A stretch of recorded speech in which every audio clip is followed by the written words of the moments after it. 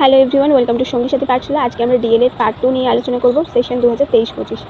আজকে আমরা subject pedagogy across curriculum CC04 নিয়ে আলোচনা করব। CC04 এর চ্যাপ্টার 4 জ্ঞান ও অনুসন্ধানের পদ্ধতি, knowledge and method of enquiry নিয়ে আলোচনা করব। প্রথম দুটি পর্বে আমরা গুরুত্বপূর্ণ 10টি করে প্রশ্ন আলোচনা করে ফেলেছি। আজকে আমরা আরও কিছু প্রশ্ন নিয়ে আলোচনা করব। আজকে আমাদের CC04 এর 3 নম্বর পর্বের প্রথম প্রশ্ন হচ্ছে, প্রাসঙ্গিকীকরণ বা কনটেক্সচুয়ালাইজেশন বলতে কী বোঝো? শিক্ষার্থীর সঙ্গে সম্পর্কিত কোনো পূর্বসূত্র বা প্রেক্ষাপটকে অবলম্বন করে এখানে শিক্ষার ধারণাটি দান করা হয়, ফলে কার্যকারী শিখন সম্ভব হয়। আমাদের সাধারণ অভিজ্ঞতা থেকে বলতে পারি যে অনেক শিক্ষার্থী যখন কোনো বিষয় কোনো নির্দিষ্ট প্রেক্ষাপটের প্রেক্ষিতে শিক্ষা লাভ করে তখন তার যথাযথভাবে ও দ্রুত বিষয়টি আয়ত্ত করতে পারে এবং অনেক দিন পর্যন্ত বিষয়টি যথাযথ থাকে বা রাখতে পারে। একেই প্রাসঙ্গিকীকরণ বলা হচ্ছে। প্রাসঙ্গিকীকরণ বলতে বোঝায় যে যখন আমরা কোনো একটি ঘটনা বা প্রেক্ষাপটকে শ্রেণীকক্ষের মধ্যে উপস্থাপন করছি, কোনো একটি পরিস্থিতিকে শ্রেণীকক্ষের মধ্যেই নির্মাণ করছি এবং সেই বিষয়ে সেখানে আলোচনা করছি, তখন আমরা সেই বিষয়টি সম্পর্কে অনেক ভালোভাবে জানতে পারবো, বুঝতে পারবো এবং কী ধরনের পরিস্থিতি হয়ে থাকে সেই সম্পর্কে আমাদের একটি ধারণা গড়ে উঠবে। যদি আমরা শিক্ষার্থীদের হাট বাজার প্রসঙ্গে কিছু বোঝাতে চাই, সত্যিকারের যদি হাট বাজারে আমরা হাট বা বাজারে তাদেরকে নিয়ে গিয়ে আমরা বিষয়টি দেখাতে পারি, এতে যেমন বাস্তব পরিস্থিতিতে হাট বাজারে কেমন ধরনের রূপ হয়, কী ধরনের লোকজন সেখানে আসা যাওয়া করে, কীভাবে সেখানে কেনা বেচা হয়, সেটি যেমন তাদের কাছে সুস্পষ্ট হবে, তেমনই এই বিষয়ে তার ধারণাটি আরও দৃঢ় হবে। পরিস্থিতি আমরা হাতে কলমে করে দেখার চেষ্টা করি, বা কোনো একটি গল্প বা নাটকের কথাও যদি আমরা বলি, সেটা যদি নাট্য রূপান্তরকরণ করে যদি আমরা শ্রেণীকক্ষে উপস্থাপন করি, তাহলে এর থেকে শিক্ষার্থীরা অনেক বেশি শিখতে পারে, অনেক বেশি জিনিসটা দীর্ঘস্থায়ী হয় এবং মনে রাখতে পারে। এটা কি আমরা প্রাসঙ্গিকীকরণ বলছি। 22 নম্বর প্রশ্ন, প্রাসঙ্গিকীকরণ শিখনের ক্ষেত্রে কিভাবে গুরুত্বপূর্ণ? প্রাসঙ্গিকীকরণ শিখনের ক্ষেত্রে বিশেষ গুরুত্বপূর্ণ। এর মূল বিষয়গুলি হলো: 1. পঠনের বিষয়কে প্রাসঙ্গিক করে তোলা হয়। 2. যে সমস্ত শিক্ষার্থীদের সহজ শিখন প্রক্রিয়া অন্তর্ভুক্ত করা যায় না, সেই শিক্ষার্থীদের উপযুক্ত প্রেরণা দান করা যায়। পঠনের বিষয়টিকে প্রাসঙ্গিক করে তোলা যায় যে ঘটনাটি ঘটছে, সেই ঘটনাটি বা সেই পরিস্থিতিটি যদি আমরা শ্রেণীকক্ষে উপস্থাপন করি, তাহলে শিক্ষার্থীরা অনেক বেশি আগ্রহী হয়ে উঠবে। সেই পরিস্থিতির সঙ্গে যদি বাস্তব পরিস্থিতির কোনো আমরা উদাহরণ তুলে ধরি শিক্ষার্থীদের সামনে, তাহলেও সেটি প্রাসঙ্গিক হয়ে উঠবে। সেই সাথে যে সমস্ত শিক্ষার্থীদের সহজে শিক্ষণ প্রক্রিয়া অন্তর্ভুক্ত করা যায় না, অর্থাৎ যারা একটু অমনোযোগী পড়াশোনার ক্ষেত্রে, অথবা যারা দিব্যাঙ্গ, বা যারা অন্তর্ভুক্তিমূলক শিক্ষার মাধ্যমে আমাদের শ্রেণীকক্ষে অন্তর্ভুক্ত রয়েছে অথচ তাদের শিক্ষাক্ষেত্রে অত মনোযোগী নয়, তাদেরও আমরা এই ধরনের প্রক্রিয়ার মাধ্যমে শিক্ষায় অংশগ্রহণে আগ্রহী করে তুলতে পারি। 3 হচ্ছে শিক্ষার্থীদের আগ্রহ ও মনোবল বৃদ্ধি করা। এতে শিক্ষার্থীদের মনোবল ও আগ্রহ বৃদ্ধি হবে। 4. দীর্ঘকালীন লক্ষ্যগুলি পূরণের ক্ষেত্রে আগ্রহ সৃষ্টি করে। এবং দীর্ঘকালীন লক্ষ্যগুলি পূরণের ক্ষেত্রে আগ্রহ সৃষ্টি করে, সেই সাথে কী হচ্ছে, যখন আমাদের কোনো একটি বিষয় বাস্তব পরিস্থিতিতে যে জিনিসটা ঘটছে, সেই সম্মত কিছু বক্তব্য বা সেই জিনিসটা কীভাবে ঘটেছে বা ঘটছে সেটা আমরা চোখের সামনে তুলে ধরি, তখন সেটির প্রতি শিক্ষার্থীদের আগ্রহ সৃষ্টি হয় এবং সেখান থেকে যে জ্ঞানটা সে আহরণ করলো সেটা দীর্ঘস্থায়ী হয় এবং সেই জ্ঞানটিকে সে পরবর্তীকালে কাজে লাগাতে পারবে। এই জন্যই বলছে দীর্ঘকালীন লক্ষ্য পূরণের ক্ষেত্রে আগ্রহ সৃষ্টি হয়। 23 নম্বর প্রশ্ন, প্রাসঙ্গিকীকরণ শিখনকে কয় ভাগে প্রয়োগ করা যায় ও কী কী? প্রাসঙ্গিকীকরণ শিখনকে 2 ভাগে প্রয়োগ করা যায়। 1. একক শ্রেণীকক্ষে ব্যবহার।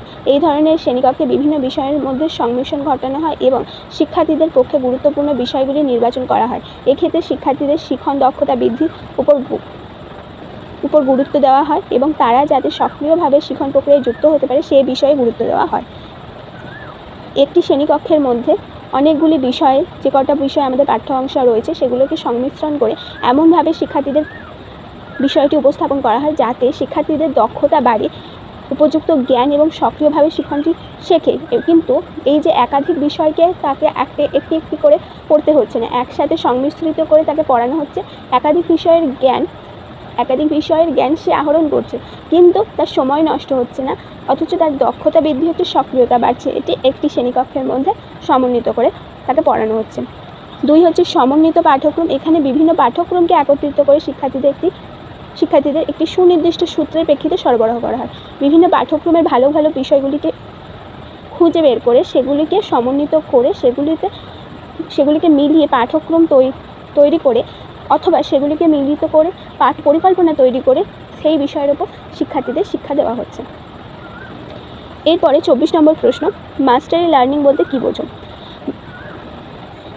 মাস্টারি লার্নিং এমন একটি শিক্ষা পদ্ধতি যেখানে শিক্ষার্থীদের সামনে বহুমাত্রিক সুযোগ সৃষ্টি করা হয়, যাতে শিক্ষার্থীরা তাদের নিজ নিজ পূর্ব অভিজ্ঞতা, বুদ্ধিমত্তা, কৌশল ইত্যাদি প্রয়োগ করে নিজের সমস্যা সমাধানের কৌশলকে এমন একটি পর্যায়ে উত্তীর্ণ করবে যাতে তাকে আগামীতে এগিয়ে যেতে এবং যে কোনো বিষয়ের অন্তর্নিহিত ভাববস্তু বুঝতে এবং তাতে দক্ষতা অর্জন করতে সাহায্য করে।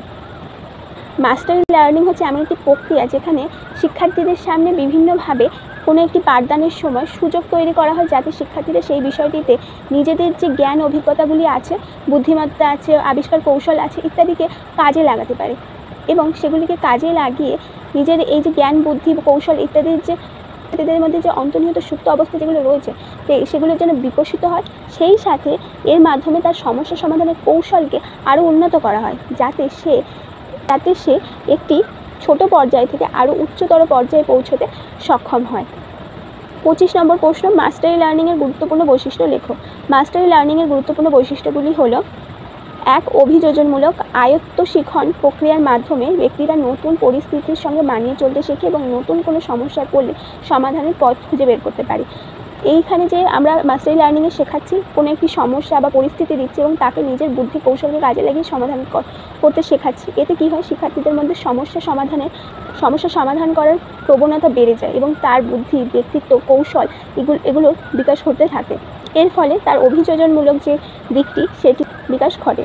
আচরণগত পরিবর্তন: ব্যক্তি যখন কোনো সমস্যার সম্মুখীন হয় তখন সে পূর্বার্জিত আচরণে তার যে সমাধানের প্রচেষ্টা করে এর ফলে পূর্বজ্ঞানকে কাজে লাগিয়ে সে নতুন সমস্যা সমাধানের জন্য অভিজ্ঞতা অর্জন করে। যদি কোনো শিক্ষার্থী পূর্বে কোনো সমস্যার সম্মুখীন হয়েছে, সেখানে সে কোনো একটি সমাধানের পথ খুঁজে বের করেছে এবং সমাধানটি হয়েছে, সেখান থেকে সে একটি নতুন অভিজ্ঞতার সঞ্চার করেছে।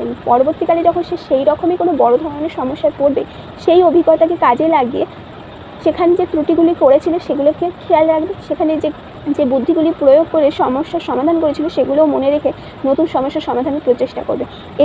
এর ফলে পূর্বজ্ঞানকে কাজে লাগিয়ে তার নতুন জ্ঞান বা অভিজ্ঞতা সঞ্চার ঘটবে। 3. সার্বিক বিকাশের সহায়ক: এই শিখনের ফলে ব্যক্তি কেবলমাত্র কৌশল অর্জন করে তাই নয়, শিখন ব্যক্তির সার্বিক বিকাশ ঘটায়। জ্ঞান, বোধ, প্রয়োগ, দক্ষতা ইত্যাদির বিকাশ ঘটে। বৌদ্ধিক, মানসিক, তাত্ত্বিক, নৈতিক, চারিত্রিক, দৈহিক প্রভৃতি দিকের বিকাশ ঘটে থাকে। অভিজ্ঞতার পুনর্গঠন: প্রতিটি শিখনে অভিজ্ঞতার পুনর্গঠন। প্রতিটি শিখনে পুরনো অভিজ্ঞতা নতুন পরিস্থিতিতে পুনর্গঠিত হয়ে কার্যকরী হয়। একটু আগেই বললাম যে মাস্টারি লার্নিংয়ে কোনো একটি সমস্যা দেওয়া হয় এবং সেই সমস্যা শিক্ষার্থীদের নিজেদের ব্যক্তিগত কৌশল, বুদ্ধিমত্তাকে কাজে লাগিয়ে সমাধান করতে হয়। এই সমস্যা সমাধানের মাধ্যমে সে নতুন জ্ঞান বা অভিজ্ঞতা সঞ্চার করে। এর ফলে তার পুরনো যে জ্ঞান ও অভিজ্ঞতা থাকে তার সাথে নতুন অভিজ্ঞতা মিশে আর একটি নতুন ধরনের উচ্চতর অভিজ্ঞতা বা জ্ঞানের সৃষ্টি হয় তার মধ্যে, যা সে পরবর্তী জীবনে কাজে লাগিয়ে আরও উচ্চতর সমস্যা সমাধানের আরও উচ্চতর জ্ঞান বা অভিজ্ঞতা গঠন করতে পারবে। উচ্চতর শিখনের সহায়ক: এই শিখন উচ্চতর শিখন প্রক্রিয়া শিক্ষার্থী উত্তীর্ণ হতে সাহায্য করে। এর মাধ্যমে শিক্ষার্থী অভিজ্ঞতা, কৌশল অর্জন করে যা তাকে উচ্চতর শিক্ষাক্ষেত্রে আসন্ন সমস্যাকে সমাধান করে নিজের দক্ষতা অর্জন করতে সাহায্য করে। এই যে শিখন, উচ্চতর শিখন, এখানে আমরা বলছি যে মাস্টারি লার্নিং প্রত্যেক ধাপে ধাপে সমস্যা এবং সমাধান কৌশলকে উত্তীর্ণ করে। এর ফলে শিক্ষার্থীরা উচ্চ পর্যায়ে ক্রমানুসারে সমস্যা সমাধানের মাধ্যমে নিজের ব্যক্তিত্ব, মানসিকতা, ধ্যান ধারণা, চিন্তাভাবনা, সমস্যা সমাধান কৌশল ইত্যাদি এবং অভিজ্ঞতা গঠন করতে থাকে। এই সমস্ত কিছু তাকে আরও উচ্চতর শ্রেণীতে আরও উচ্চতর শিক্ষায় শিক্ষিত হতে সাহায্য করে। আজকের ক্লাসে আমরা এই অবধি আলোচনা করলাম। এরপরে আর 5টি প্রশ্ন থাকবে, অত্যন্ত গুরুত্বপূর্ণ প্রশ্ন, সেগুলো আমরা পরের ক্লাসে আলোচনা করব।